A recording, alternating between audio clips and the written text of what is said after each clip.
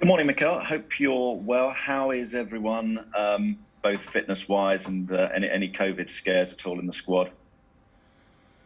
We are good. We are waiting for more tests, which we will have this afternoon, and this is the only thing we can do: wait and see. But fitness-wise, everyone's good to go? Yeah, we had a couple of issues in the weekend.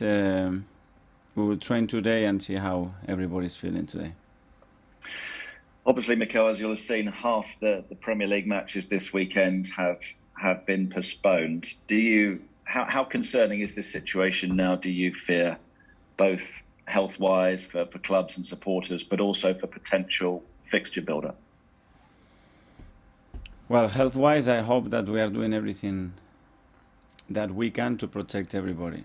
Obviously, the vaccine protocols are in place. Everybody's trying to do the best, and I'm sure with everything that we are doing, we can do our best to maintain everybody healthy. In terms of the competition, two things. One, that we need much more clarity why those games are getting not played and what do you need not to play a game, so we are playing in the same league. Because at the end, the most important thing is that we are able to maintain within the context the fairness of the competition, and for me this is a big thing now. There's been a couple of other head coaches. One of them, Emma Hayes, says that the fear of COVID around Christmas time is affecting players' mental health. Are you concerned about that? Well, we've done a lot of work, and we try to educate our players and everybody that is involved in the club. But I think this is a social thing. I think everybody's been going through something that is unprecedented, and we are all learning from it. And we are starting to normalize a situation that we've never been through it. And that's what we are trying to do. Try to help everybody as well as we can, and try to live in the context that we live in today, that we have to live with this virus, and probably for longer than we all expected. Thomas Frank has called for a circuit break to cancel all the games this weekend just to clear this outbreak, to clear this COVID outbreak. Would you be a supporter of that? I think there are people that knows much more than I do to try to find out what the best solution is to this. What the best solution is to carry on playing with the rules that we have at the moment, or stop it. I don't know. It's not something that I want to give an opinion, because I'm not a scientist, I'm not a specialist, and I think we have to rely on the government in the Premier League to try to make the best decision. Just one more on this. Because of your early, Mikel, personal experience of COVID, have you been extra strong in your message to your players about being careful, maybe even about being vaccinated because of your personal experience? Is that part of the reason why so far Arsenal have been clear this time? No, we've been trying to explain what the risks are, how can we get it, what do we have to do if we do.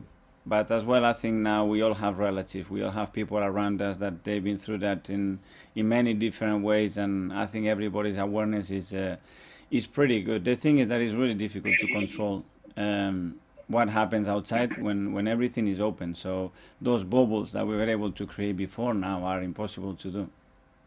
Hi, Mikel. Eddie Howe said last night, a little bit like yourself, that he didn't think it was fair that some teams were playing this weekend and others weren't. In terms of the fairness of the competition, would it be better if all the games were cancelled? I don't know what the best solution is. I understand that it's a really complicated matter to make a decision right now. What I'm saying is, let's make the decisions based on what is the best for the competition and the health of everybody that is involved in the industry and in the society. And apart from that, after, we all stick to that, but with clear rules on what is a yes and what is a no. And on your form, obviously excellent results back to back now.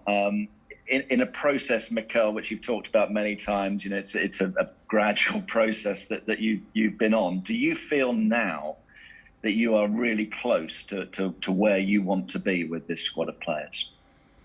Well, the last two performances have been really good in terms of what we want to achieve in matches, the results that we got. the way we have dominated those games, but we need to be consistent on that throughout 10 months to achieve the goals that we want, which is to be the best, and we are not there yet. And finally, a footballing question. Your young players have really stepped up in not only this season, but actually probably for the last year or 18 months. I'm thinking especially of the likes of Emil Smith-Rowe and Bukayo Saka. How much are they growing into men now? How much is it wrong for me to refer to them as kids or young players? How much are they becoming men in terms of football? Well, they are contributing immensely to the performance and results of the team. That is true, but it's because they earn it and because they have other players or the senior players around that they've been really supported and helpful, and the club has believed in them and they have been given the opportunity and they have taken those opportunities. So credit to them. Finally, from me, Pierre-Emerick Aubameyang, is he available for selection? No, he's not available for selection. Has he got a future at the club? For this game, he's not available for selection. Thank you. Thank you. Obviously, it's been quite a big week for you, a test regarding Aubameyang, and also the win against West Ham was a big, you talked about the unity of the group. I just wondered how big a test this last week had been for you as a manager in terms of your career. Well, every time that you are sitting here, you have some challenges. You have some brilliant moments, some moments where you have to make decisions. And I'm sitting here to try to make the right decisions every day. And my only intention is that to get the club in the best possible condition, to defend our players, and to get the best performance and results on the pitch as we can. And it's been challenging because those decisions are tough and not pleasant. But you have to do what you feel is right. And you mentioned there Pierre's not available for the game against Leeds. What does he have to do now to become available for selection again? Well, he's not available for the Leeds game, and this is the situation right now.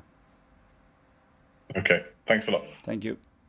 And the big anniversary, of course, which I'm sure you're aware of, was on Monday.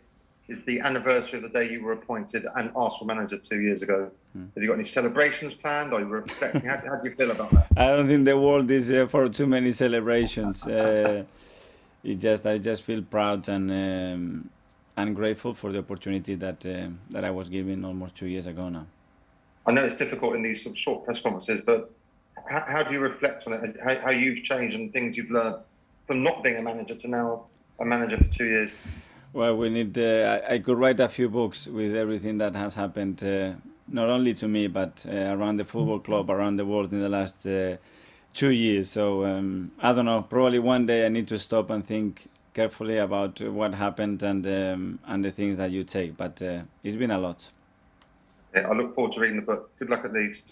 Thank you.